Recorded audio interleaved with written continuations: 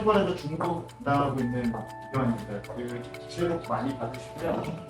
보니까 중국 관련해서 이제 시황이 조금 좋아지고 있고 주시장이 좀 파격적이고 좀 빠르기 때문에 거의 10월 달까지 중국을 북한이나 러시아처럼 보던 주시장이 11월부터 중국 관련 베팅을 대표하는 뭐 자산들이 주로 있습니다. 뭐 위안화는 당연한 거고 호주 달러, 항생 기술, 그다음에 뭐 미국 뭐 이런 전반적인 커머디티나 이머징 쪽에 들어온 돈의 80% 주식 정도의 80%가 중국 베팅을 하는 그런 굉장히 극단적인 변화가 좀 있었기 때문에 앞으로 이제 2월, 3월, 4월 이런 것들이 주식시장은 이 리오프닝을 선반영을 했기 때문에 그 다음에 이제 입증을 하는 시간이 되겠죠. 그러니까 굉장히 빨라지고 있습니다. 그러니까 워낙 집단감이나 이런 것도 빨라지고 당겨지고 있기 때문에 당연히 주식시장도 그걸 선반영한 이후에 근데 이제 이게 입증되는 거에 대해서 검증을 조금 예리하게 하지 않겠나 이렇게 생각을 갖고 있어서 이번 달 자료는 연간 전망에 대해서 제가 큰 틀을 어떻게 잡고 있는지 뭐 또 틀릴 수도 있겠습니다만 말씀 먼저 드리고 그걸 어떻게 이제 채워가면서 시장이 올지에 대한 부분으로 참고하시면 될 것 같습니다. 미니노트라고 하기에는 조금 분량이 많지만 좀 빠르게 넘기면서 말씀드리도록 하겠습니다. 저희가 작년에 중국 애널리스트들이 욕을 제일 많이 먹었는데 저 개인적으로도 머리와 마음이 따로 움직이고 굉장히 괴로웠던 한 해였었습니다. 주가 수준이 안 좋은 당연히 고객들이 제일 괴롭지만 저희가 뭐 마친다 틀린다를 떠나서 한 사람의 생각에 뭔가 신념의 그런 것들이 움직이는 느낌을 받고 여러 가지로 체제, 또 침체, 규제에 대해서 극단적인 위험을 반영을 하다 보니까 사실 좀 무력감을 느꼈던 건 사실이지만 그래도 이제 물구필반이라고 해서 저희가 너무 시장이 그렇게 위험을 느낄 때 자산시장에 분명히 기회가 있고 사이클은 돌아온다라는 좀 믿음으로 10월 달부터 기도하는 심정으로 연간 전망을 냈었는데 다행히도 바닥 확인해서 지금 조금씩 회복을 하고 있는 상황입니다. 저희가 이제 차이나 플레이라고 해서 보편적으로 전 중국 중화권 주식을 포함한 중국 관련 자산, 그 대한민국까지 포함해서 이렇게 보는 차이나 플레이 전반적으로 올해 수비에서 이제 공격으로 제시를 했고 저희가 올해 중국이 좋아지는 건 비단 성장률뿐만이 아니라 기본적으로는 정책과 경제 지표의 괴리가 작년에 굉장히 커서 저처럼 지표를 많이 쪼개고 디테일하게 볼수록 더 수렁에 빠졌던 그런 상황이었습니다. 거의 뭐 지표들이 작동을 안 했습니다. 제일 천장으로 작용했던 건 역시 제로 코로나하고 역대급 부동산 침체다 보니까 지표들이 작동을 안 했고 부양책을 한다고 그러면 거짓말처럼 전혀 뭐 지표들이 잡히지 않는 그런 상태였는데 그런 것들이 이제 간극이 줄어드는 게 올해 가장 큰 기대되는 요인 중에 하나고요. 지표가 작동을 하다 보니까 이제 어느 정도 예측성이 좀 올라갈 수 있는 부분들 그리고 무엇보다 올해 중국의 모든 부채, 업황, 재고 사이클이 다 거점에 있다 보니까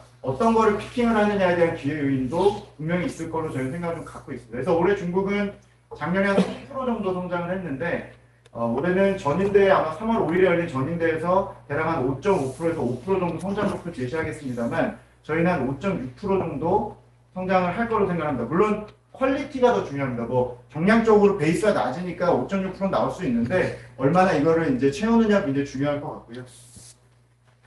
올해 두 번째 이제 중국의 그 영내동의 틀은 결국에는 지금 중국을 북한과 러시아처럼 봤던 체제 관련 리스크 그리고 과도한 규제 관련 리스크 거의 뭐 지금 3년 동안 플랫폼 규제라든지 거의 5년에 가까운 부동산 규제라든지 전반적으로 서비스나 내수 산업에 전체적으로 좀 위축을 시켰던 이 규제 리스크가 올해는 오히려 역으로 지원해주고 달래주고 당근을 주는 그런 쪽으로 이제 정책을 좀 보고 있고 신체 관련된 리스크는 결국에 사이클이라는 게 생겨야 되는데 지난 2년 동안 방역 때문에 죽었던 사이클이 이제 조금씩 사이클이 이제 바닥에서 올라올 수 있는 장기 침체를 좀 지나가는 그런 형태가 될 것 같습니다. 그래서 저희는 이제 계속 중국에서 많이 업데이트 드리는 게 보시는 왼쪽 그림에 본토 이제 상해 신천 A주 시장의 주가 수익률 전년비로도 보고 가장 많이 보는 건 국채 10년물 금리입니다. 그러니까 시장이 지금 관심 있는 거 미국 CPI나 미국의 뭐 장기국 이런 거 많이 보시지만 저는 중국의 국정 지지율 측면에서 국채 10년물 금리도 보실 필요가 있다. 왜냐하면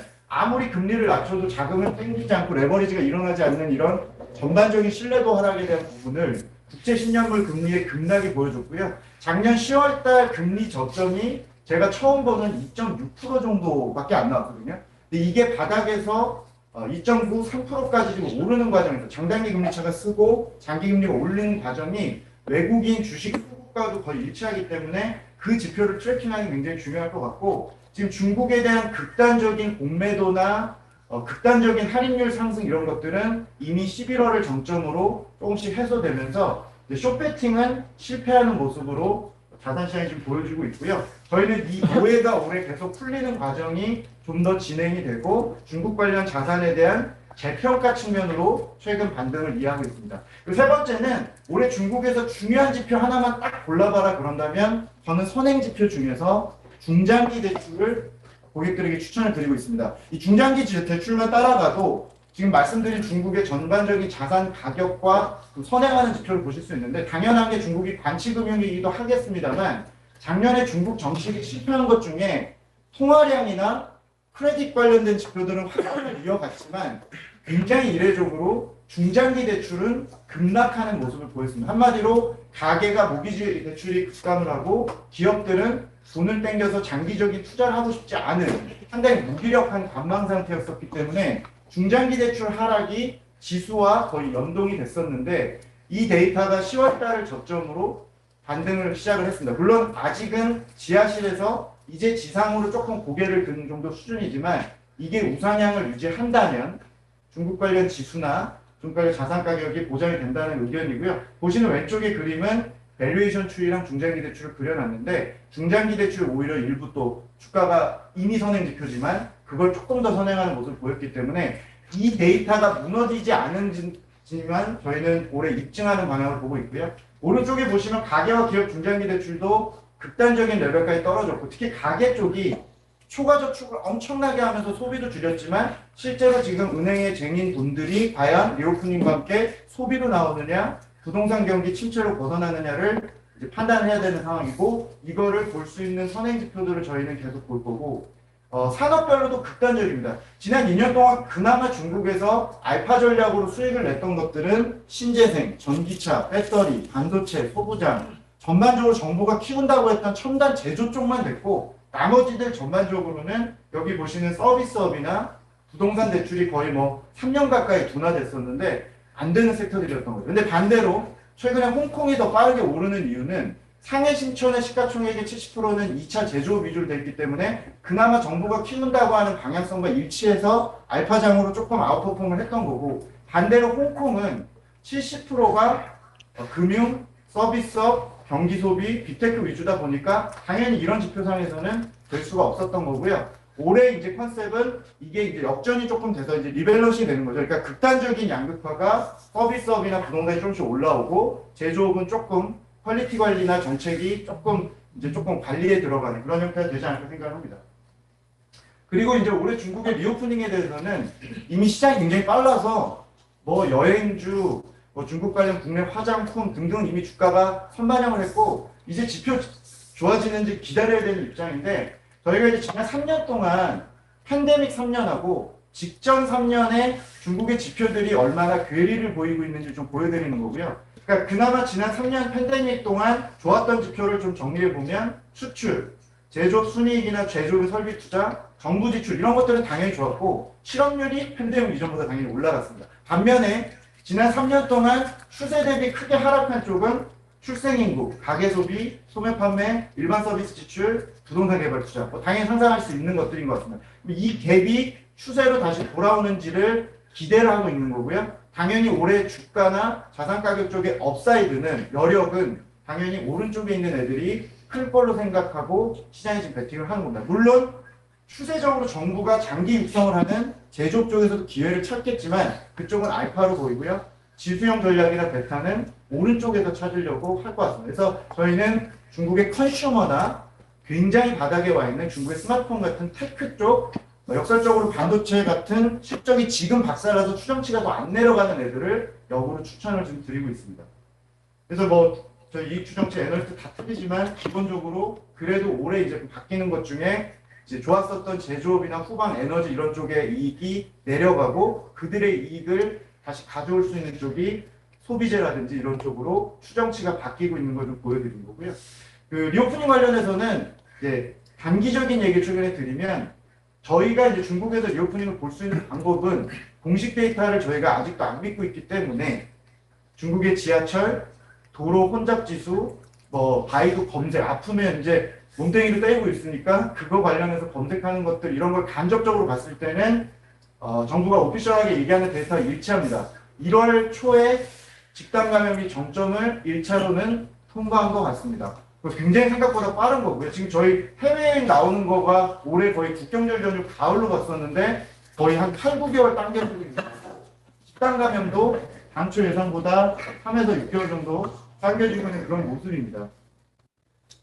이번 춘절 연휴를 보니까 보복 여행, 보복 관광, 보복 이동 이런 것들은 서비스 쪽에서 상당히 기대 이상의 모습을 보였고 대신 여행지에 가서 면세를 쓰고 뭐 소비재를 사고 이런 것들은 아직 추세를 크게 상회하지 않아서 소비 심리 자체는 일단은 돌아다니고 그냥 거의 감금됐었기 때문에 기본적으로 보복 여행 쪽은 있고 반면에 부동산이나 소비재 쪽은 아직 검증할 게 좀 많은 그런 상황이라고 보시면 될 것 같고요.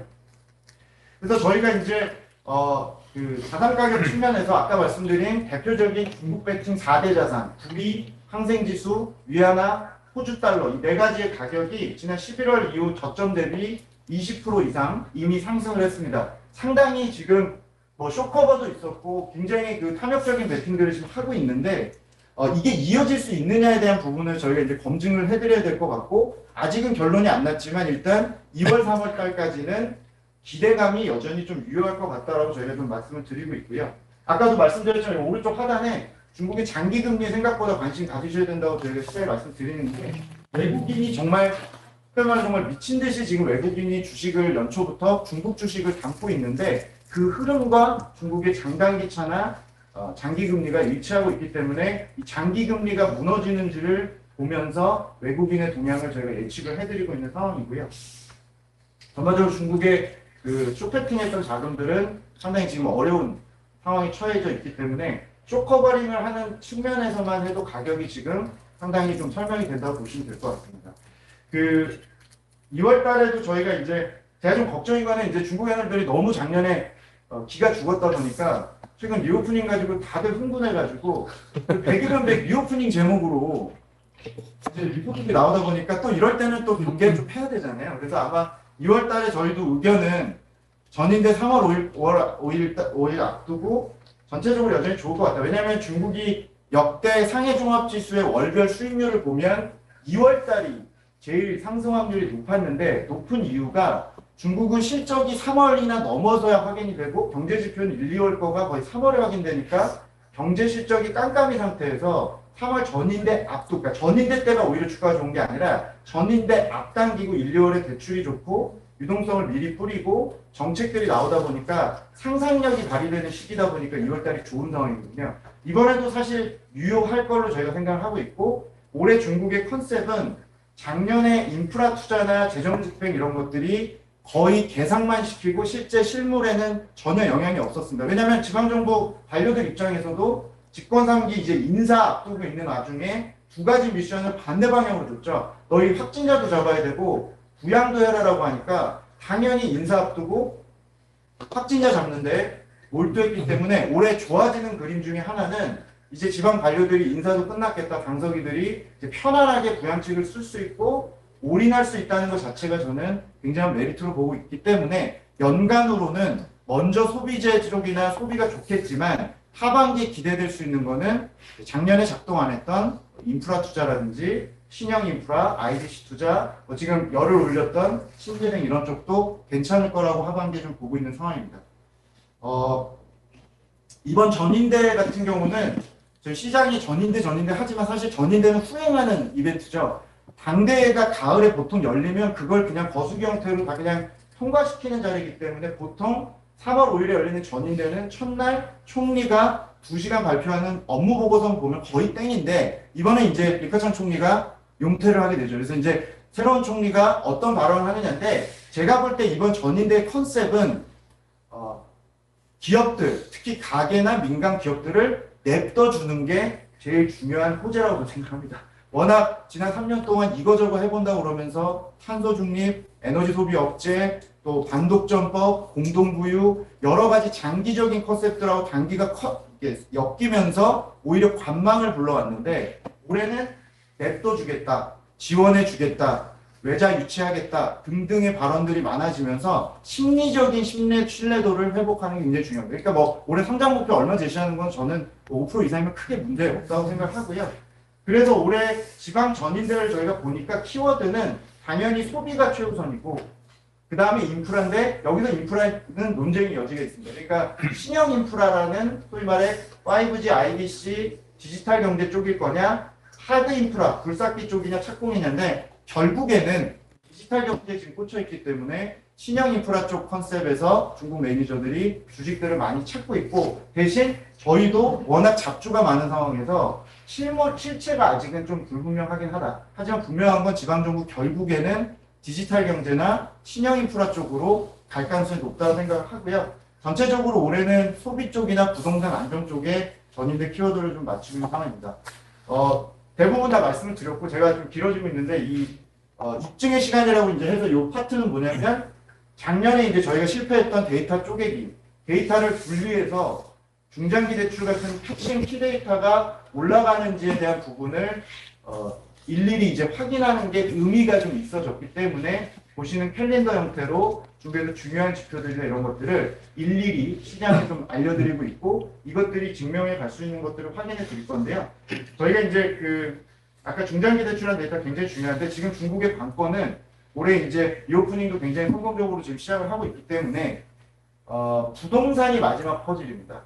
아시는 대로 부동산 상당히 지금 부진한데 부동산은 지금 반쪽은 해결이 좀 돼가고 있고 나머지 반쪽은 기다려야 되는 상황인데 그 반쪽의 해결이라 함은 디벨로퍼 관련된 이슈가 이쪽에 보면 덮는 거라고 보시면 될 것 같은데 헝다 그룹 같은 이제 디벨로퍼 이슈는 일단 1, 2년 정도 연명을 시키면서 신용공여나 채권 대출 지원을 해주면서 핵심이 되는 단지 아파트들 프로젝트들이 지금 중단된 것들이 워낙 많기 때문에 일단 건설 재개를 시켜주는 형태로 지원을 시작을 해서 제가 망한다 안 망한다 구조조정이 성공한다 안 한다는 지금 판결이 날 게 아니고 일단 지원하는 쪽으로 이제 돌입했기 때문에 공급자 이슈 관련된 노이즈는 올해는 크지 않을 걸로 보는데 중요한 거는 이제 민심입니다. 가계가 지금 다주택자가 지금 얼마나 소비가 이제 주택 거래가 회복될지가 중요할 것 같습니다. 일단 여전히 지금 중국에서 가격이 오르거나 주택 경기가 회복되는 징후는 확실히 확인되고 있지는 않기 때문에 이 데이터가 굉장히 이제 중국 매니저들이 관심을 갖고 팔로우업을 하고 있는 데이터입니다. 그래서 저희가 이제 중국에서 다른 지표 안 봐도 여기 오른쪽 상단에 선행 지표는 중장기 대출이고 그 선행 지표인 중장기 대출이 늘어나는 기대치를 확인할 때 가장 부진한 가계 대출을 볼 거고 가계 대출의 선행 지표는 저희 중국에서 계속 확인하고 있는 주택 거래 같은 데이터들이 중국 투자자들이 가장 관심이 높은 데이터입니다. 그래서 이런 것들을 이제 저희가 제가 나중에 이제 미니노트나 이런 걸 통해서 업데이트를 좀 드릴 예정이고요. 하나만 마지막으로 말씀드리겠습니다. 중국 관련 아까 자산들 불이 위안화 이런 것들이 바닥에서 올라올 때는 중국 지표보다 당연히 빠르게 기대심으로 올라가는데 다행히도 이 데이터가 과거에 정점을 통과해서 내려갈 때는 지표에 좀 후행하는 패턴을 좀 보이고 있기 때문에 다행히도 리오프닝, 부동산 여러 가지 상황을 전인대 전후로 이제 일단 1차, 2차 확인을 해가면서 이거 지표가 안 살아날 것 같다. 기대보다 못하다라고 한다면 후행해서 저희가 대응할 수 있기 때문에 먼저 일단 중국 비중을 실어놓고 지금 사실 중국 관련 자산들이 모든 저희 섹터 애널들은 다 된다고 하고 있습니다. 다 리오프닝 자를 붙여놓고 철강석도 오르고 커머디티도 오르고 주식도 오르고 소비재도 다 오르니까 리오프닝을 핑계로 지금 다 비중 확대인데요. 일단 실어놓고 기본적으로 이 지표들이 먼저 깨지는지 확인한 후에 대응을 해도 된다라고 말씀드리면서 일단은 조금 좀 비중 확대 의견으로 좀 의견을 드리고 있습니다. 뒤에 저희 이제 상해나 홍콩 증시 전망치는 어차피 저희 지수 전망 잘 틀리기 때문에 참고치로 제시해 놓는데 전체적으로 지금은 해외 투자자 입장이라면 올해는 신흥국 쪽에서 중국을 비중을 안 가져갈 수는 없을 거라고 생각합니다. 이게 절대 수익률은 모르겠지만 상대 수익률은 충분히 올해 매력적이라고 말씀을 드리고 있고 이런 것들을 조금 더 좀 신중한 낙관으로 지켜볼 예정입니다. 좀 길어졌습니다. 여기까지 말씀드리겠습니다. 감사합니다. 오늘 제가 지금 딱 듣고 느낀 건 보복 소비 여러 가지 얘기가 있었지만 아마 중국이 이제 보복 재정 그동안 쓰지 못했던 재정 투자 뭐 인프라 투자 이런 것 시행할 수 있는 여러 가지 기반이 만들어지지 않았나. 그래서 사실 제가 신조어로 보복 재정 한번 만들어 보려고 하는데 김경환 부회장님 좀 자주 써주십시오. 보복 재정. 네.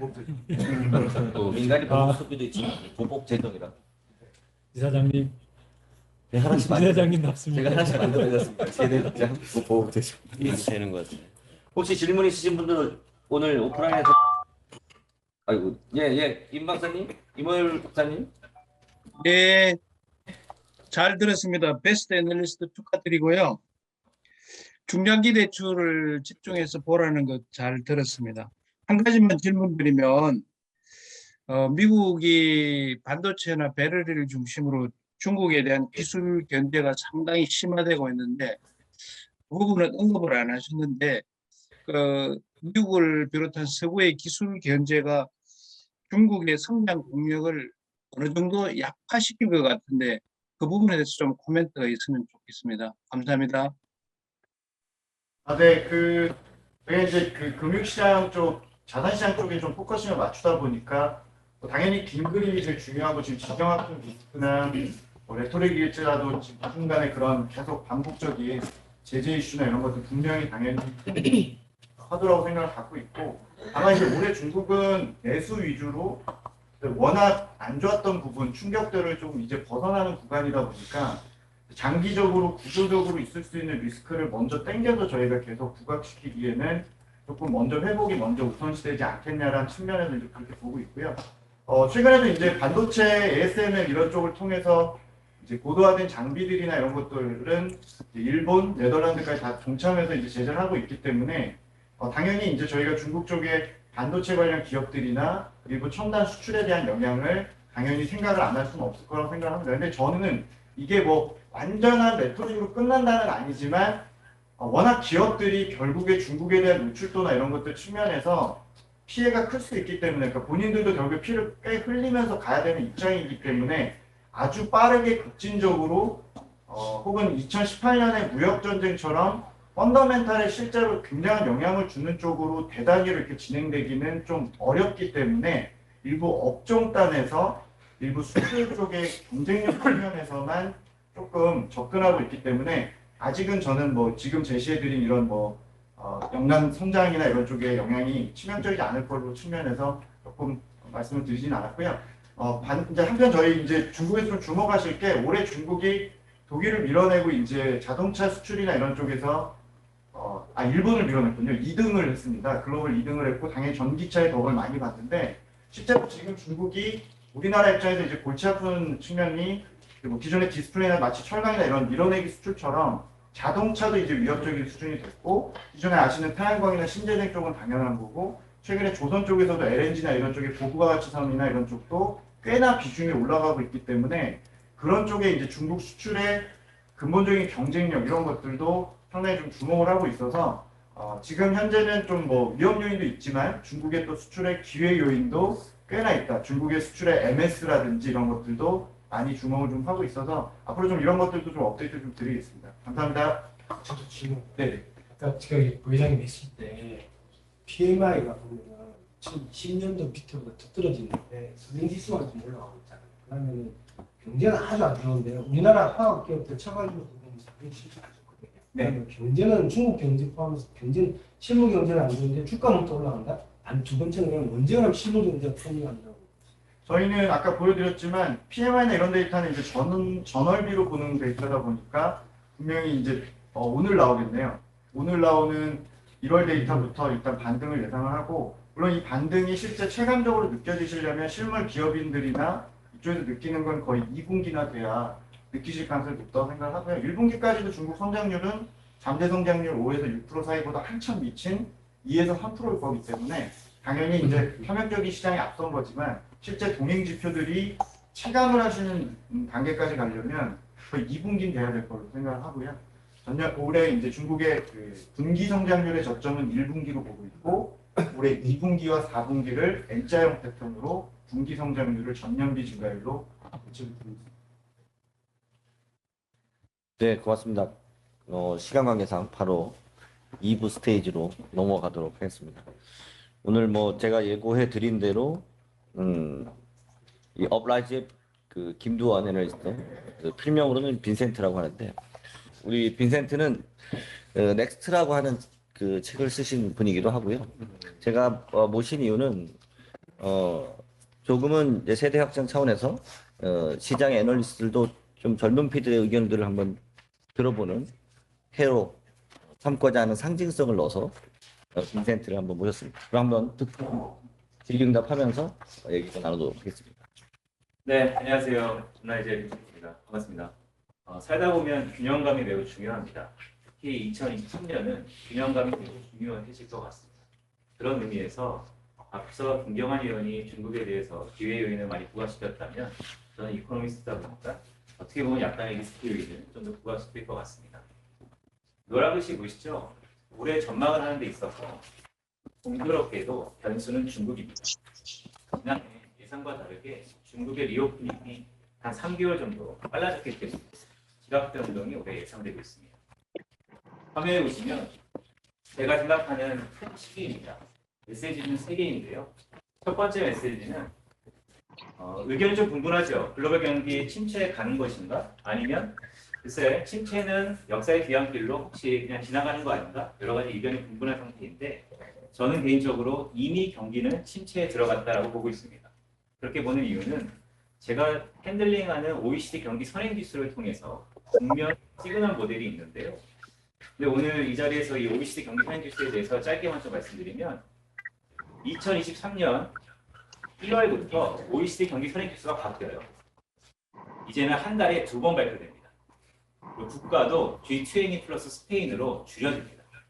글로벌 경기는 이미 경기 침체 국면에 진입했다는 콜이 매우 중요할 것 같고요. 두 번째는 작년 하반기부터 자산시장의 하방 요인으로 작용했었던 것은 금리입니다. 그것의 근저에는 인플레이션이 있었고요.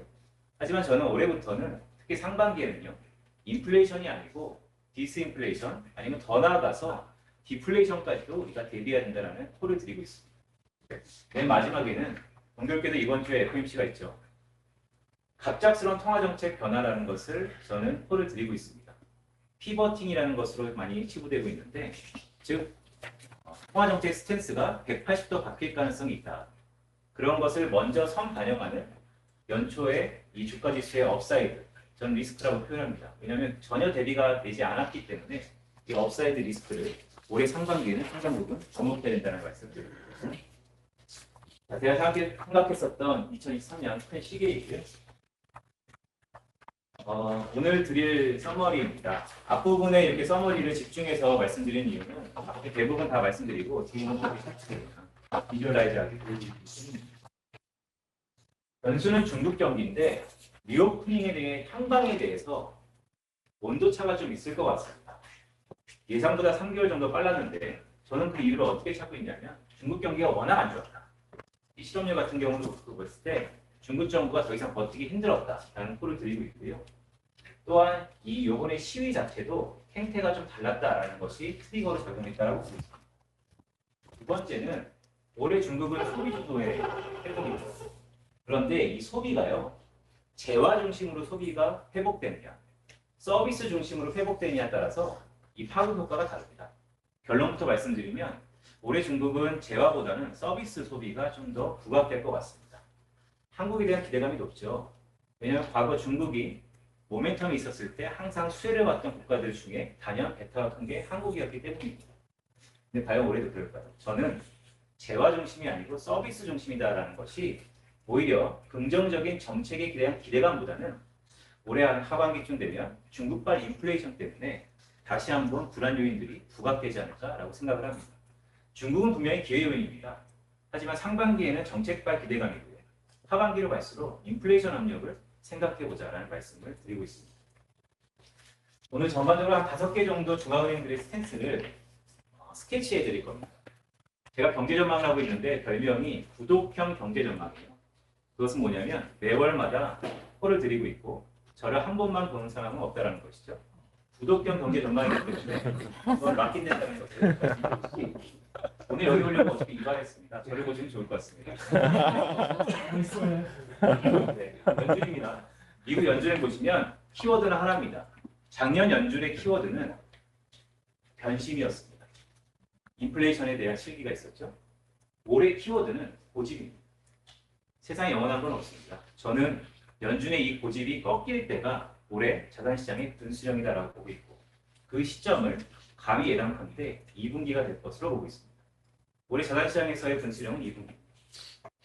3월달 FOMC가 가장 키포인트가 될 거고 연준은 스탑 앤 포즈, 즉 금리 수준이 높기 때문에 일단 멈춘 다음에 좌우를 살피겠다라고 보고 있지만 일명 터미널 레이트, 미국의 중앙은행 금리 자체의 상단이 O자를 보이는 그 순간에는 사실 경기 침체에 대한 가속도를 좀 높일 수 있다. 따라서 올해 2분기 금리 인하 베팅이 이미 있지만 금융시장에서는 꽤 빠르게 들어갈 가능성이 높고 그게 장기 금리의 하락으로 이어질 가능성이 높다라고 보고 있습니다. 미국은 올해 이 고집이라는 이 변수가 과연 어떻게 변할지가 가장 포인트입니다. 두 번째 유럽인데요. 요즘 유럽 핫하죠. 근데 저는 유럽을 믿지 않습니다. 유럽이 핫한 이유는 중국발 기대감 때문입니다. 근데 유럽이 중국한테 어떤 걸 수출할까요? 유럽에 가보시면 다 올드 비즈니스입니다.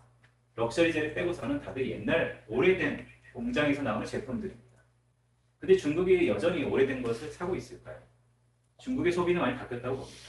지금의 기대감은 결국 실물 경기를 떠받칠 수 있을까? 저는 유럽은 상당히 회의적으로 보고 있습니다. 그런 의미에서 보면 미국의 행보를 답습할 것이냐. 페드, 즉 미국의 중앙은행의 형이라면 아우는 항상 ECB였는데요.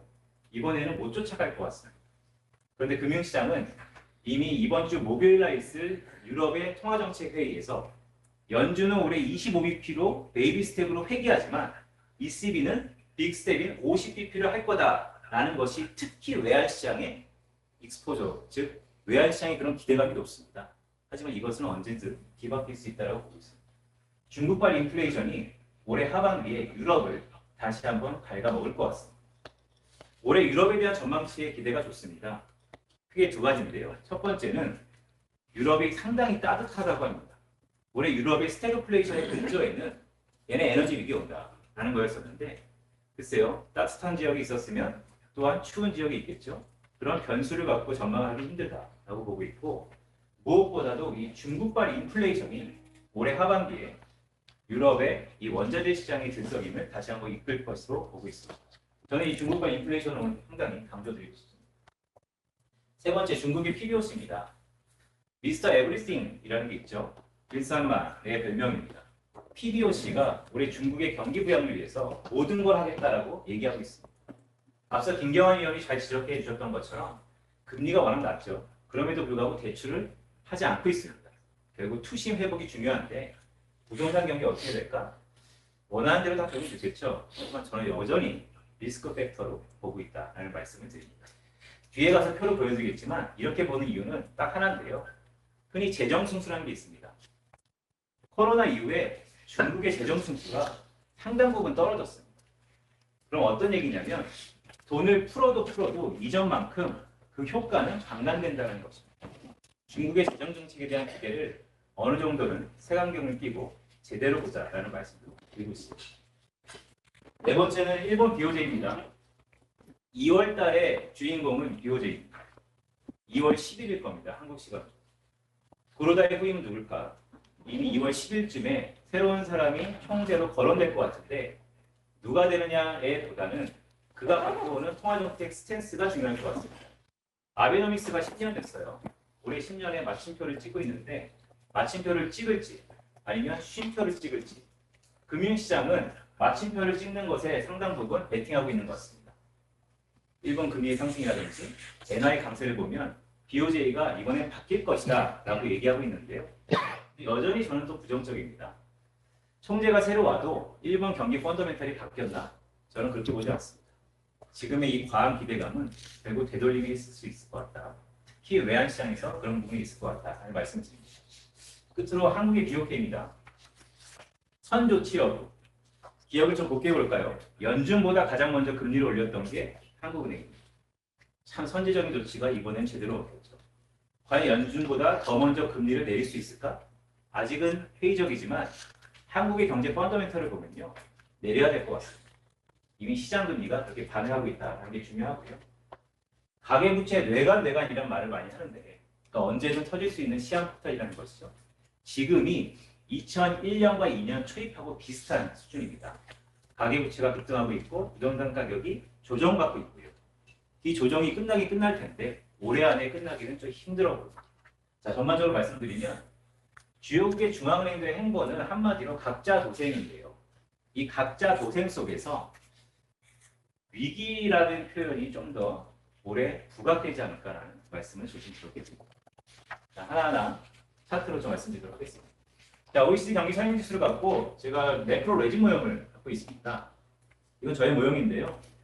아시는 것처럼 기준선이 100이고 선행지수는 장기 평균이 100이기 때문에 100보다 좋냐 낮느냐를 놓고 판별을 하지만 좀 더 의미 있는 것은 스탠다드 디비에이션, 즉 표준 편차 위아래 상단과 하단을 넘냐 아니면 내려 뚫냐가 중요할 것 같습니다.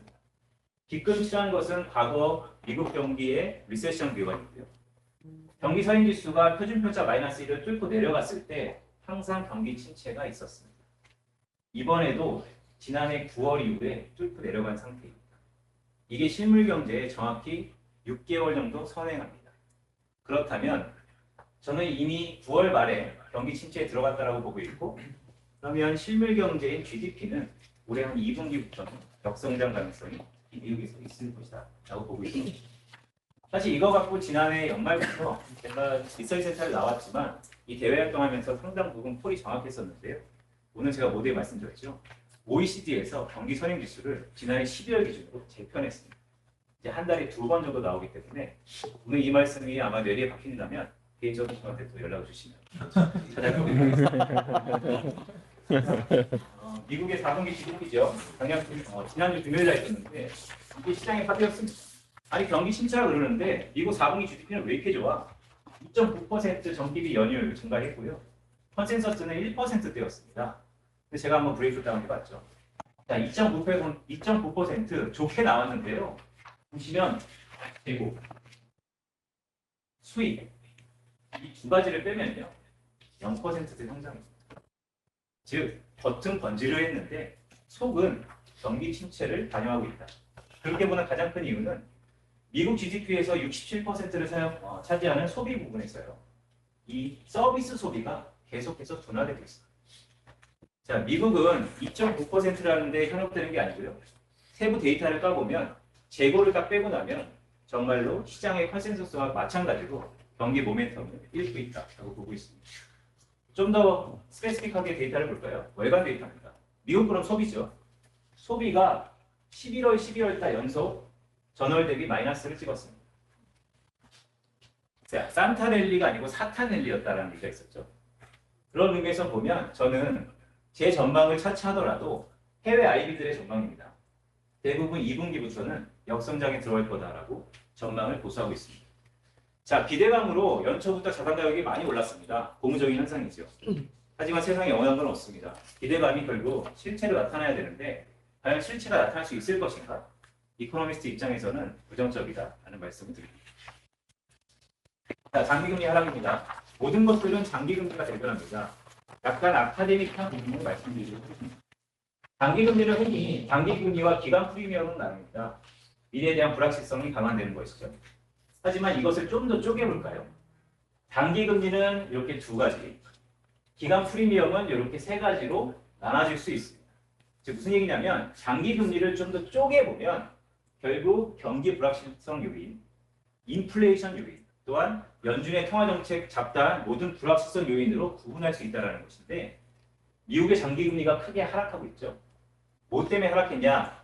결국 경기가 안 좋을 것 같다. 인플레이션은 피크아웃됐다. 뿐만 아니고 이 불확실한 요인이 여전히 많다는 겁니다. 근데 저는 이 불확실한 요인을 던져드리고 싶습니다. 올해 미국 연준의 키워드는 고집이라고 말씀드렸죠. 금융시장과 페드가 치킨 게임에 들어갔다. 그러면 이 불확실성 요인이 앞으로 더 커질 가능성이 있습니다. 저는 장기금리도 계속해서 하향 추세를 그릴 가능성이 높다고 보고 있습니다. 자, 인플레이션 피크아웃입니다. 지표 갖고 약간의 선행 관계인데요. 한 2개월 정도 선행입니다. 중국의 생산자 물가가 크게 내려갔기 때문에 미국의 소비자 물가도 피크아웃이 빠르게 내려갈 거다라고 자연스럽게 볼 수 있고, 그런데 여기서 주목하는 것은 저는 중국발 인플레이션을 말씀드렸죠. 고개를 들고 있다는 거예요. 어느 정도 고개를 들면 올해 하반기에 미국은 다시 한번 턴어라운드 될 수 있다. 지금은 내려가지만 우리는 좀 더 시계를 멀리 봐서 다시 한번 올라가는 것에 대비를 해야 될 필요가 있어 보입니다. PC 물가 역시도 제가 국제유가랑 시장 올라간계를 통해서 그려봤는데 여전히 국제유가는 다시 한번 반등세를 보이고 있습니다. 자, 중국발 인플레이션을 쉽게 간과해서는 안 됩니다. 이거는 화면 한번 보여주시죠. 오늘 한번 이것만 머릿속에 좀 들어가셔도 제가 아깝지 것 같습니다. 자, 연준의 피버팅 조건이라는 게 있습니다. 연준이 도대체 어떤 조건에 들어가면 이 스탠스를 바꿀까? 과거 1970년부터 지금까지 연방기금 금리가요. 당시 인플레이션 압력을 넘었을 때 전부 피버팅했습니다. 이번에도요. 25bp 금리 인상이 거의 기정사실화되어 있는데 그러면 연방기금 금리 상당히 4.75. 지난주에 발표됐던 PC의 핵심 물가가 4.4%. 이게 이번에 처음으로 역전됐습니다. 즉 지금은 과거 패턴을 봤을 때 연준이 피버팅을 해도 이상하지 않을 만큼 제반 여건은 작용됐다라고 보고 있습니다. 이거 좀 재밌죠? 이게 혹시 통계에 착시일 수도 있고 저는 흘러가는 내러티브일 수도 있어요. 저는 큰 판의 변화라고 보고 있습니다. 이미 뉴노멀은 끝났고요. 여기가 오랜 선배님들도 계시지만 감히 한 15년 정도 금융시장을 본 제가 말씀드리면 과거 같은 시기가 앞으로 10년 안에 올 가능성은 절반 이하라고 보고 있습니다. 이제는 중금리, 중물가, 중성장 시대로 가는데요. 그렇게 보는 여러 가지 이유 중에 하나가 가장 시각적으로 이 차트 한번 보시죠. 1970년도에 요동쳤던 물가, 미국 기준으로 지금의 물가입니다. 이렇게 보여드리면 아파의 생산자 물가 중국에 내려가는 것도 보여드리고 인플레이션 피크아웃도 보여드렸기 때문에 대부분 이렇게 갈 거다라고 보고 있습니다. 당연히 이렇게 봐지고 있고요. 하지만 좀 더 멀리서 봐보면 저는 이 부분을 강조드리고 싶습니다. 지금 모든 금융시장은 여기에 베팅하고 있습니다. 하지만 우리는 세상에 영원한 게 없다. 결국 올라갈 수 있다. 거기에 트리거는 중국발 인플레이션이 될 수 있다라는 것을 감안하면서 이 시기의 변화들을 봐야 될 것 같고요. 그런 의미에서 보면 제로금리를 탈피해서 너무 높아진 금리지만 내려가겠지만 제로금리보다는 일정 수준에서 꽤 오랜 시간 지속될 가능성이 높다. 이제는 모든 기대 인플레이션이 바뀌는 중물가 ECB입니다. 왼쪽 보시면 유럽이 왜 이렇게 좋냐? 딱 하나입니다. 날씨가 너무 따뜻해서 천연가스가 이렇게 전환 대비 큰 폭으로 내려갔기 때문에 에너지 위기가 없습니다라는 게 최근에 유럽의 흐름입니다. 그런데요, 유럽의 인플레이션을 제가 브레이크다운 해왔는데 인플레이션에 작용하는 게 대부분 미국이나 아니면 캐나다 같은 국가들은 이 수요단에서의 인플레이션 자기 효과가 컸습니다. 유럽 국가들은 대부분 에너지입니다. 그런데 이 상당 부분 차지했던 인플레이션의 상방 요인이 크게 내려가고 있어서 지금 유럽이 좋은 겁니다. 근데 계속해서 말씀드리죠. 지금은 좋지만 하반기에 저게 다시 올라가면 어떻게 될까요? 저는 여전히 유럽은 믿지 않습니다. 말씀드릴게요. 더 재밌는 건 유럽이 자기가 이제 먹고 살자고 에너지 자립도를 천명하고 있습니다. 실제 신재생 에너지 코로나 전까지는 유럽의 신재생 에너지는 석탄을 대체하는 것에 다 구조적으로 조정이 됐었습니다. 그래서 지금 신재생 에너지는 이 천연가스 쪽에서 대부분 대체되고 있습니다. 재밌는 거죠. 올해 유럽이 수요 대비 감소량이 중국의 리오프닝으로 인해서 이 정도 부족할 거라는 거죠. 무슨 얘기냐면 유럽은 이미 에너지 자립도를 천명하면서 구조를 천연가스로 다 대체해놨어요. 그런데 올해는 중국이 제로 코로나를 정책을 연명하면서 지난해까지는 에너지 수급에 별 문제가 없었죠. 그런데 중국의 리오프닝은 유럽의 에너지 수급을 일으킬 거다라고 EIA에서 전망이 들어왔습니다. 중국의 선행지표는 유럽의 선행지표에 정말로 선행성을 보입니다. 경기가 개선되기 때문에 스태그플레이션으로 갈 것 같은 구조전에 일각 희망이 생긴 겁니다. 긍정적인 부분이죠. 좀 이따 발표되는 통계부 PMI 서비스 지수도 제적 지수도 다 반등할 겁니다. 기대감이 높다는 건 인정합니다. 하지만 기대감은 오래가지 않습니다. 라는 말씀입니다. 자, 중국입니다. 중국은 앞에서 김경환 의원이 자세히 설명해 드렸기 때문에 좀 짧게 말씀드리겠습니다. 왼쪽 차트 보시죠. 중국이 소비가 과거 이 HP 필터링으로 제가 추세를 구한 건데요. 과거 추세 대비 한 25% 정도 하락한 상태입니다. 그런데 신규 가계 저축이 이렇게 늘어납니다. 자연스럽게 사람들이 생각할 수 있겠죠. 중국은 제로 코로나 정책 때문에 소비가 크게 줄어들었는데 가계가 캐시가 너무 많구나. 이게 과감한 유동성과 각도에서 풀리면 중국은 소비 중심으로 좋아지겠구나. 실제 작년 1년 내내 M2가 이렇게 풀렸는데 대출을 안 가고 있으니까 이게 투시만 받게 되면 중국이 어마어마하게 좋아지겠구나 라는 기대감이 있습니다. 아까 모두에 말씀드렸죠. 중국의 재정 승수가요. 과거보다 엄청나게 떨어졌습니다. 고령화되어 있고요. 금리 높아졌고요. 무엇보다 부채가 많습니다. 과거보다 돈을 복절 더 써야 됩니다. 자, 중국이 과연 아까 보복재정 저도 동의합니다.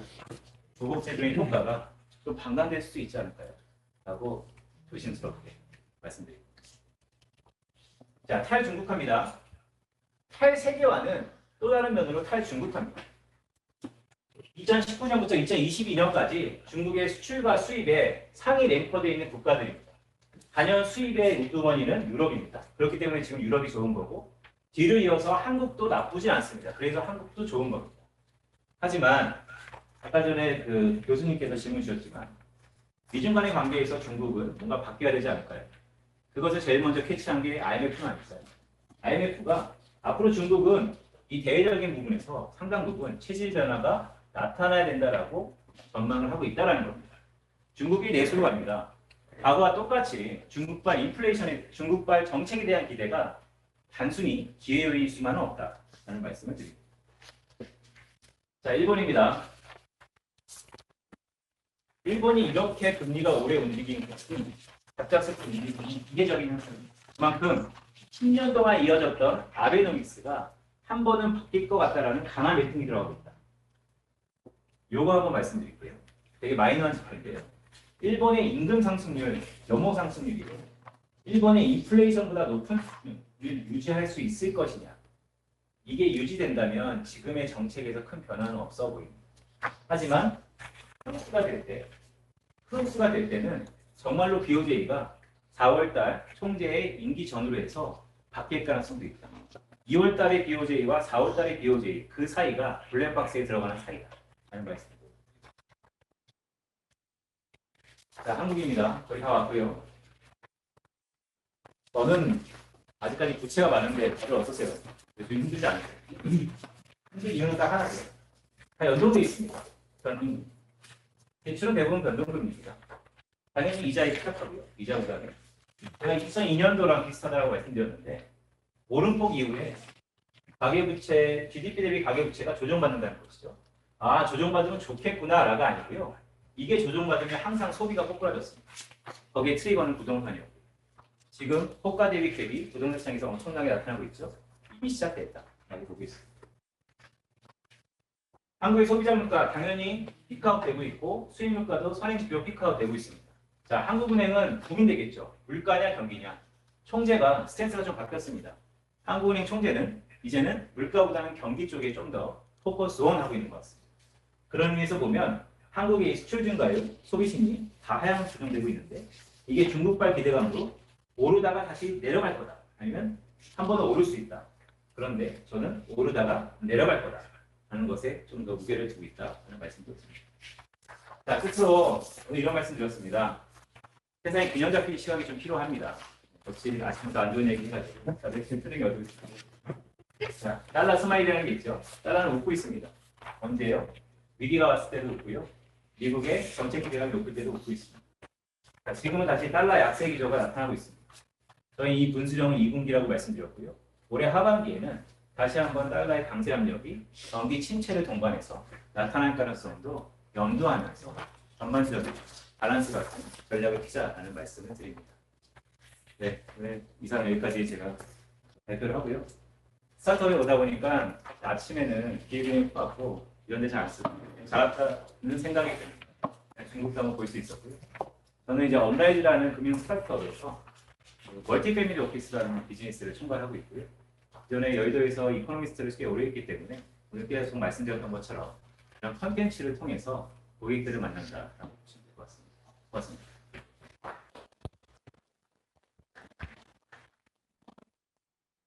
네, 다들 어떠셨나요? 예, 제가 빈센트를 2023년 중재한 첫 번째 발표자로 모셨는데, 제가 그 모신 기대 이상으로 강한 임팩트를 준 강의가 아니었나 싶습니다. 고맙습니다. 시간을 너무 잘 지켜주셔서 저희들이 한 20분 정도 시간을 통해서 앞서 우리 김경환 부회장님께서 말씀 주신 내용이나 우리 업라이즈 빈센트 이코노미스트께서 발표하신 내용을 가지고 좀 질의응답 내지는 코멘트 듣도록 하겠습니다. 질문 있으신 분들이나 또 코멘트 하실 분들 손을 들으시면 그 앞으로 말씀 잘 들었습니다. 이런 가정을 하면 제가 틀리잖아요. 제가 지금 보면은 미국은 고물가지 않습니까? 중국은 고물가잖아요. 코로나가 만든 굉장히 특수한 상황이다. 미국의 고물가가 유럽의 고물가가 굉장히 이상급등을 했다. 저는 이렇게 보는데 그래서 두 가지로 보는데 저는 이제 국제 효과가 있고 결정적인 경우는 중국이 생산하지 않아요. 전 세계적으로. 그래서 미국이나 유럽 공장을 돌리기 위해서 물건이 부족할 때 고물가가 났다는 생각이 드는데 향후 전개되는 방향은 저는 중국이 코로나에서 벗어났기 때문에 중국이 엄청나게 생산하기 시작하면 중국의 저물가 상태인 물건들이 아니라 미국이나 유럽으로 전개되기 시작하면 미국의 고물가가 중물가로 뛰어질 것이다. 그러면 이제 미국도 고금리를 유지할 필요가 없는 거예요. 중동면에서. 그러니까 중국이 생산함으로써 전 세계가 경제가 다시 화랑으로 갈 것이다. 그런 틀립니다. 가정이. 말씀 주셨던 것처럼 네, 좋은 질문이고요. 가정이셨기 때문에 가정은 틀린 게 없습니다. 우리가 다 가정할 수 있는 것이죠. 하지만 대표님께서 말씀주셨던 키에는 중국이 과거처럼 재화 중심의 소비를 해서 중국이 세계 공장이 될 것이냐, 아니면 이제는 서비스 소비를 해서 세계 공장의 지위를 다소 좀 내려놓을 것이냐에 대한 어떻게 보면 전망인 것 같습니다. 저는 과거와 똑같이 세계 공장이 되기는 좀 힘들다라고 보고 있고, 중국이 그렇게 하고 싶어 하더라도 미국이라든지 아니면 이제는 높은 물가가 감당이 안 될 거다라고 보고 있습니다. 물론 제로 코로나 정책이 꽤 오랫동안 지속됐기 때문에 이전에 없었던 것이 새로 나타나는 기대감으로 최근에 구입까지 원자력 가격이 오르고 있습니다. 하지만 중요한 건 연속성이죠. 저는 중국의 이 행태 변화가 과거처럼 세계 공장이 되기 어렵다. 워낙 중지구 혼종에 빠진 중국을 감안했을 때 이전과 똑같은 그런 안정적인 세계 공장으로서의 낮은 물가를 이끄는 CEO로서 작용하기는 힘들다라고 보고 있습니다. 네, 또 북경에서 우리 또 고영환 소장님께서 손을 들어주셨는데 온라인상에서 말씀. 네, 안녕하십니까. 오늘 발표 잘 들었습니다. 북경의 그 고영화라고 합니다.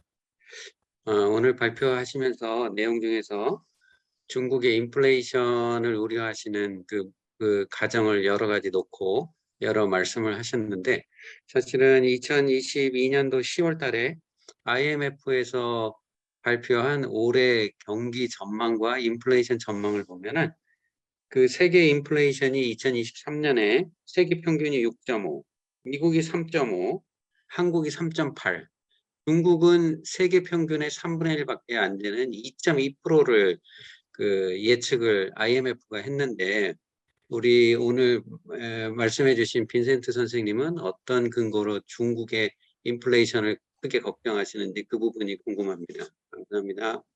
네, 질문 고맙고요. 네, 감사합니다. IMF가 1년에 4번 전망을 합니다. 1470 4번에 걸쳐서 전망을 하는데 항상 전망은 리바이즈 된다는 게 말씀드리고 싶습니다. 현재 상황을 기본 정보를 이용해서 향후 미래를 프로젝션 하는 것이죠. 지난해 10년 기준으로 봤을 때, 지난해 10월 기준으로 봤을 때는 현재 말씀드렸던 중국의 낮은 수준의 물가를 어느 정도 전망치가 리즈너블 했다라고 보고 있습니다. 하지만 중국이 수요 쪽, 즉 소비 쪽에서 개선이 나타난다면 중국의 인플레이션도 물론 과거와 같은 퍼포먼스가 크게 나타나지는 않겠지만 이전보다는 꽤 높아질 수 있는 개연성이 높다라고 보고 있습니다. 네, 여기 저희가 성균대 경제학과에서 배운 전영일입니다. 제가 화폐금융, 금융정책, 경제, 거시경제학 이런 걸 강의를 하는데요.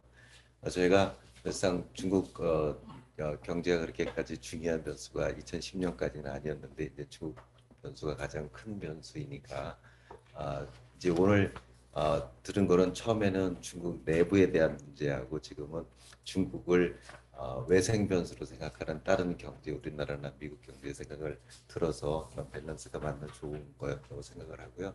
근데 올해 가장 중요한 거는 지난 2000년부터 2020년까지 저물가에 저금리에 그래서 성장은 좀 괜찮았던 아까 저성장이라는데 저는 성장은 꽤 있었던 것 같습니다. 근데 이제 화두는 물가가 얼만큼 이제 높을 거냐. 제가 물가가 높을 거라고 누구도 예상하고 있지 않다가 저도 기억을 합니다.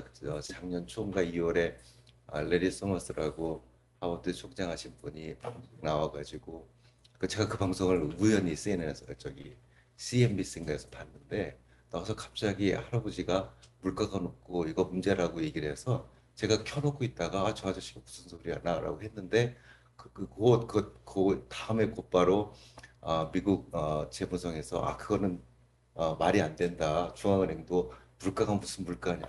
너 햇소리 하지 말라 그랬는데 한 달 있다가 다 손들고서 너가 얘기한 거에 대해서 또 동의한다라고 생각을 했습니다. 그러니까 물가라는 거시 변수를 왜 예측을 못했을까에 대해서 전 지금도 경제학자로서 굉장히 고민을 많이 하는 겁니다. 그 말씀을 드리는 게 지금 물가라는 건 되게 빨리 떨어지겠으면 좋겠고 우리가 물가가 하반기에 안정되고 하는 우리의 심리, 우리의 생각과 현실이 이게 물가가 떨어질 거냐. 아까 말씀하시는 거 보면 희망적으로 물가는 떨어질 거고 우리가 통제가 가능할 거라고 하는데 이제는 그게 불가능하다고 생각하는 경우도 많거든요. 아까 물가라고 하는 거 조금 간단하게 말씀드리면 제 질문이 결국 이 물가라는 게 언제까지 낮을 거냐.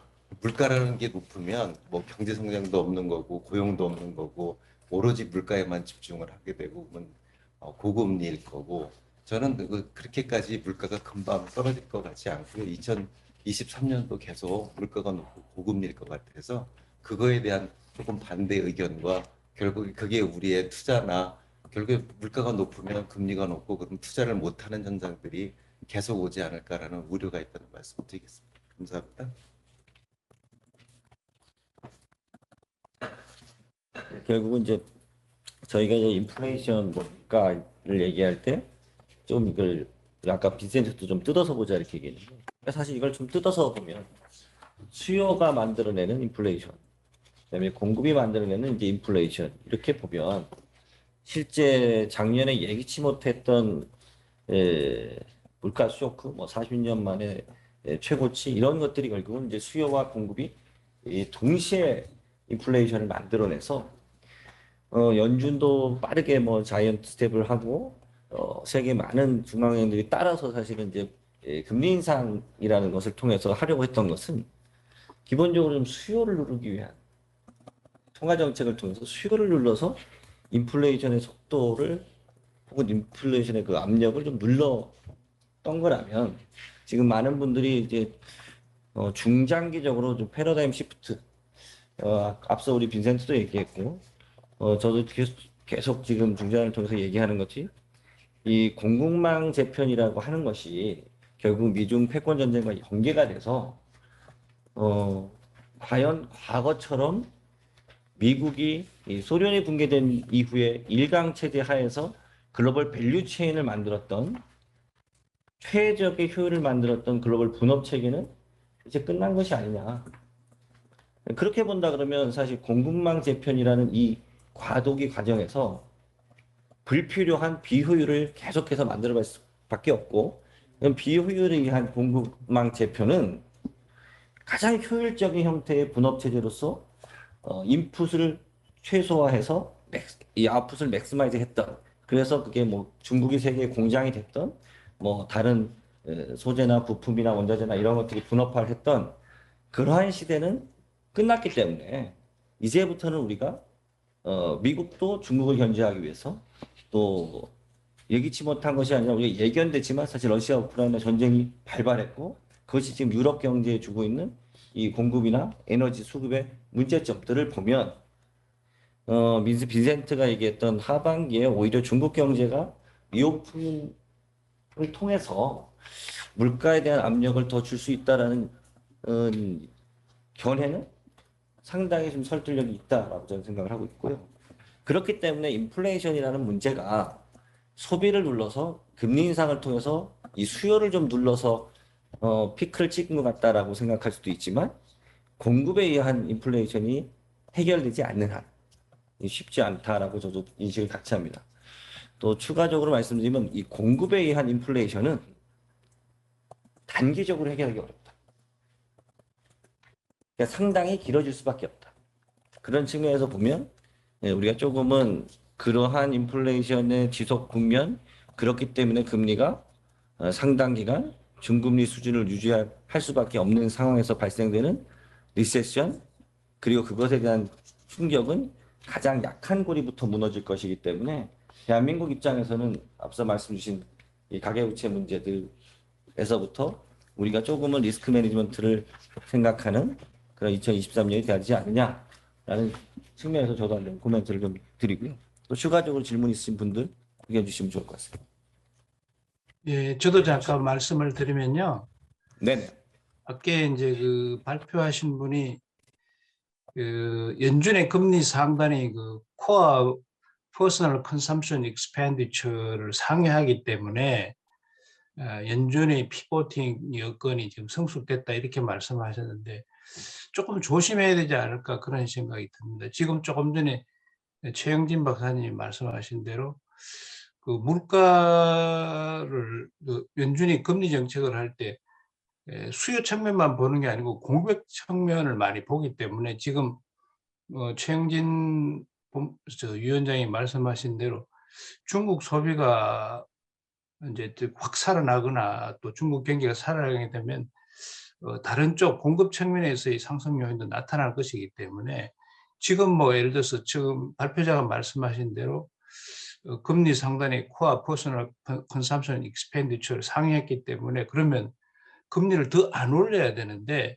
연준이 왜 아직도 금리를 올린다고 계속 이렇게 전망이 나오는지 그걸 생각해 봐야 될 것 같아요. 그 만약에 지금 이미 이제 그 피보팅 여건이 조성이 됐으면 금리를 추가로 올리게 되면 연준이 미국 경기를 오버킬하는 상황인데 연준이 바보가 아니잖아요. 그래서 그 부분에 대해서 좀 더 신중하게 좀 접근하는 게 맞지 않나 저는 그런 생각이 좀 듭니다. 지난주에 그 여행을 갔다가 가는 여행 소감을 잠깐 좀 공유하면 좋겠습니다. 일주일 정도 이제 필리핀 이제 보홀에 갔었는데 물론 예상에 하신 것처럼 애인이랑 같이 갔습니다. 애인 만난 지 30년 된 기념을 해가지고 약간 뭐랄까요 그 보리하는 데가 이렇게 많이 알려진 데는 아닌데 사람들이 진짜 많더라고요. 특히나 중국 사람들이 되게 많이 나오게 많이 봉쇄가 돼서 좀 덜 나오겠다라고 생각했는데 많이 이렇게 그 눈에 띄는 거에 놀랬고 그다음에 두 번째 놀랬던 거 보면 예전에는 이렇게 제가 이제 상해에 있었을 때 상해 예원에서 이렇게 스타벅스에 앉아 있으면 와이프랑 같이 했던 그 게임 중에 하나 보면 사람이 지나가면 어느 나라 사람인지를 맞히는 게임을 많이 했거든요. 근데 한국 사람이 대부분 다 맞췄어요. 90%를. 왜냐면 등산복 차림에 거의 비슷했거든요. 아웃도어의 머리. 예. 근데 이번에 이제 그 볼에 딱 앉아 있는데 한국 사람인지 중국 사람인지 구분이 잘 안 되더라고요. 이 패션 수준이나 여러 가지 것들이 많이 유사하게 많이 왔구나라는 것도 있고. 그다음에 제가 있던 리조트가 가장 포퓰러 리조트였는데 해난 리조트라고 알로아 비치에 있는 데인데 2월, 3월 달에 예약 이 어느 정도쯤 돼 있나 봤더니 가격이 꽤 높이 올라갔는데도 불구하고서 어떤 객실은 박당 30만 원, 40만 원 갔는데도 거의 풀부킹이 돼 있더라고요. 그래서 느꼈던 게 뭐냐면 이거 이제 시작인데 약간 공포가 엄습하더라고요. 이게 중국 사람들 본격적으로 나오기 시작하면 이거 뭐 아까 서비스 말씀하셨던 것처럼 이 부분이 되게 확산돼서 뭐 일시적일 수도 있지만 좀 크게 와닿지 않을까라는 생각도 들었고, 그다음에 면세점 나오면서 예전에는 이제 면세점 할 때 뭐 이렇게 그 면세 품목 중에 남자들이 많이 또 선호하거나 보시는 것들이 이제 뭐 발렌타인이나 뭐 쪼니어카 블루 이런 것들이었는데, 최근의 변화가 이제 국내에서의 변화의 부분도 많이 있지만 싱글 몰트의 약간 독보적이랄까 이런 부분들이 꽤 많이 이렇게 차지하면서 이게 변화들이 이렇게 좀 있구나 싶어서 그런 공유의 차원으로 서비스적인 부분에 이게 조그만 수도꼭지를 열어도 큰 부분이 있겠구나라는 게 공유 차원이 하나 들었고, 그다음에 이렇게 오늘 발표 드리면서 너무 그냥 좋은 저희들도 저 AI 자동 투자 지금 하고 있는 퀀텍을 맡고 있는데, 우리 이제 업라이즈 쪽도 아마 든든이라고 하는 아마 같은 비슷한 업종을 같이 하고 있으면서 많이 공유도 되는 내용들을 말씀해 주셔가지고 아주 좋았습니다. 근데 두 가지 드는 게, 중국 쪽에 있어서의 드는 것 중 하나는 뭐냐면, 최근에 10월 이후에 중국 정치 소식이 약간 국내에는 거의 잘 유입이 안 되더라고요. 그래서 이게 약간은 여러 가지 내용이 있는 건지, 예전 같았으면 우리도 빈번하게 변화 소식이라든지 여러 가지 이슈 소식이 있었을 텐데 하나랑, 그다음에 미국 관련해서 한번 좀 궁금했던 거 뭐냐면, 우리 증시 격언 중에 하나가 패드에 맞서지 말라라고 하는 얘기를 항상 하는데, 이제 패드가 항상 얘기했던 게 뭐냐면, 야, 금리 레벨에 대해서는 다른 것보다 우리는 인플레이션만 볼 거야. 몇 퍼센트? 2%를 하회하기 전까지는 건드리지 않을 거라는 얘기를 했었는데, 아까 뭐 피보팅하는 쪽이랑 어떻게 좀 이렇게 봐야 되는지 그거 두 가지 좀 약간 궁금한 생각이 좀 들었습니다. 네, 미국 질문부터 제가 좀 간단히 말씀드리겠습니다. 연준에 대항하지 말라는 오랜 격언은 당연히 의미 있는 격언입니다. 또한 작년에 연준에 대항하지 말고 전략을 폈다면 큰 또 낭패를 본 것도 또 아픈 현실입니다. 연준이 바라보는 듀얼 먼데이트를 감안했을 때 금리를 내리기 쉽지 않죠. 연준은 금리 내리기 쉽지 않을 겁니다. 서비스업 물가라든지 아니면 임금 상승률을 보면, 또한 언제 나타날지 모를 불안감, 또한 큰 변화들을 보면 연준은 자의적으로 나서서 금리를 내릴 것 같지는 않습니다. 하지만 제가 말씀드린 폴은 연준이 그렇게 마음대로 컨트롤하기 힘든 국면에 들어갔다. 이미 금리 인상이 늦었기 때문에 미국의 경기 침체가 붉어지면 붉어질수록 연준이 기부업 할 가능성이 높다라는 콜을 드립니다. 중국 관련해서는 제가 그냥 짧게 드리면은, 정치 얘기가 안 나온다는 거는 아마 이제 두 가지 측면 같은데, 스케줄적인 측면하고 최근 스탠스 변화 측면이 두 가지 같은데, 스케줄 측면에서는 당대회가 끝났기 때문에 이제 어떻게 보면 일중전회를 한 거죠. 그래서 이중전회는 아마 2월 중에 정해진 시간 없습니다만 2월에 이중전회를 하면서 조금 코멘트 나오겠지만, 결국에는 당대회 이후에 3월 전인대 전까지는 특별히 이제 그런 정치 코멘트나 관련된 기조 변화를 확인하기 좀 어려울 것 같고, 입장선의 측면에서 보면은 어쨌건 11월에 드라마틱한 이 일련의 그 리오프닝 과정을 보면 중국 정부가 저는 개인적으로 고집을 더 부려볼 생각이었으나, 결국에 이제 지방 정부의 일종의 뭐 좀 뒤통수를 치면서 결국에 민심을 좀 따라가는 쪽으로 했다고 생각을 합니다. 그래서 최근 행보를 보면 아주 노골적으로 프로파간다 자체가 외자 유치 돌아와 주라, 우리 안 바뀌었고 우리 시장 경제 있고 우리 계획 경제 안 한다. 최근에 그 류호 부총리가 마지막으로 한 발언들이, 해외에 가서 한 발언들이 그런 얘기라고 저는 생각하고요. 그래서 입장 자체를 정치적인 색깔이나 이념적인 얘기보다는 일단은 회복이나 북부 쪽에 좀 많이 포커싱을 맞추다 보니까 중국 쪽의 언론 선전 자체가 덜 나오면서, 홍콩 언론을 보고 가지고 오는 언론 쪽에서는 뭐 여전히 그런 얘기들로 추정은 하지만 공식 발언들은 그래서 좋은 게 아닌가 생각합니다.